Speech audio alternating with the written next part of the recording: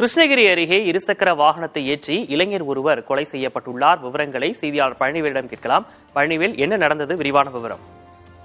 விக்னேஷ், கிருஷ்ணகிரி ராயக்கோட்டை சாலையில் இருக்கக்கூடிய பகுதி தின்னக்கரணி. இந்த கிராமத்தைச் சேர்ந்தவர் சின்னத்தம்பி. இவரது வீட்டின் அருகே நள்ளிரவு 12:30 மணி அளவில் மர்ம நபர்கள் ஒரு கார் மற்றும் 2 இருசக்கர வாகனத்தில் நின்று கொண்டு கஞ்சா மற்றும் மது அருந்து கொண்டு இருந்துள்ளனர். அப்போது அங்கு வந்த அந்த வீட்டின் உரிமையாளர் சின்னத்தம்பி என்பவர் அவர்களிடம், யார் நீங்கள், எதற்காக இங்கு வந்தீர்கள், என்ன செய்கிறீர்கள் என கேட்டுள்ளார். அப்போது அவர்கள் மது போதையில், நீ யார் என்னை கேட்பதற்கு, நாங்கள் எங்கு வென்றால் நிற்போம் என வாக்குவாதத்தில் ஈடுபட்டதாக தெரிகிறது. இங்கு நிற்கக்கூடாது, ஏன்னா கிராம பகுதி, ஆடு மாடுகள் அதிக அளவில் திருடு போகிறது, அதனால் உங்கள் மீது சந்தேகமாக உள்ளது, நீங்கள் உடனடியாக வெளியே இருங்கள் என சொன்னதாக கூறப்படுகிறது. இதனால் இருவருக்கும் வாக்குவாதம் ஏற்பட்டுள்ளது. வாக்குவாதத்தில் ஒருவருக்கொருவர் தாக்கிக் கொண்டுள்ளனர். இந்த சம்பவத்தை அடுத்து அவர்கள் அங்கிருந்து சென்று விட்டனர்.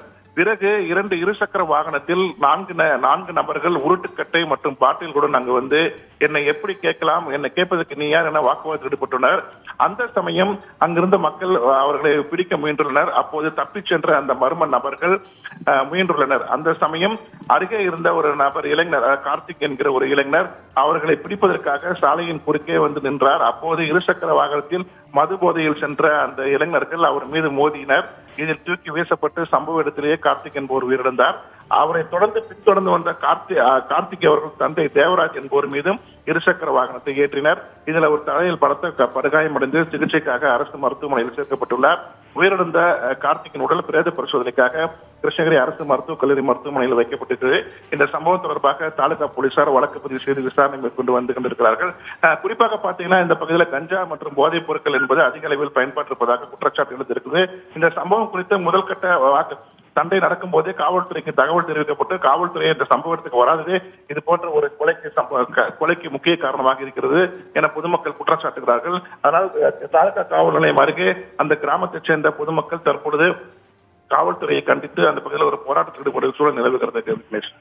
இந்த கொலை வழக்கு தொடர்பா என்னென்ன வழக்கு விசாரணையில என்னென்ன விஷயங்கள் இப்போ இதுல தெரிய வந்திருக்கு? இப்போ வழக்கு பதிவு என்ன பிரிவுல வழக்கு பதிவு செஞ்சிருக்காங்க? விக்னேஷ், முதல் கட்டமாக கொலை வழக்காக இது பதிவு செய்யப்பட்டிருக்கிறது. ஏனென்றால் மது போதையில் கஞ்சா எடுத்துக்கொண்டு அதிவேகமாக இருசக்கர வாகனத்தில் சென்றுள்ளனர். அப்போது அவர்களை தடுப்பதற்காக நின்ற இளைஞர் மீதுதான் அவர்கள் இருசக்கர வாகனத்தை ஏற்றி கொலை செய்திருக்கிறார்கள். அதனால் இது கொலை வழக்காக பதிவு செய்யப்பட்டிருக்கு. முதல் கட்டமாக இந்த மர்ம நபர்கள் அந்த கிருஷ்ணகிரி KRP அணையின் நீர்த்தேக்க பகுதியில் நேற்று இரவு முதலே வந்து மது போதையில் இருந்ததாகவும் அவர்கள் காரை கொண்டு போய் டேம் பகுதிக்குள் உள்ளே நிறுத்தியதாகவும் சொல்லப்படுகிறது. ஊர் மக்கள் தான் அவர்களை காரை மீட்டு நீங்கள் செல்லுங்கள் என சொல்லியிருக்கிறார்கள். ஆனால் அவர்கள் கேட்காமல் தொடர்ந்து அந்த பகுதியில் மது அருந்திக் கொண்டு தகராறு ஈடுபட்டதாக தெரிகிறது. முழுக்க கஞ்சா மற்றும் மது போதையினாலேயே இந்த கொலை சம்பவம் நடந்திருப்பதாக முதல் கட்ட விசாரணையில் போலீசார் தெரிவிக்கிறார்கள். கூடுதல் விவரங்களுக்கு நன்றி பழனிவேல்.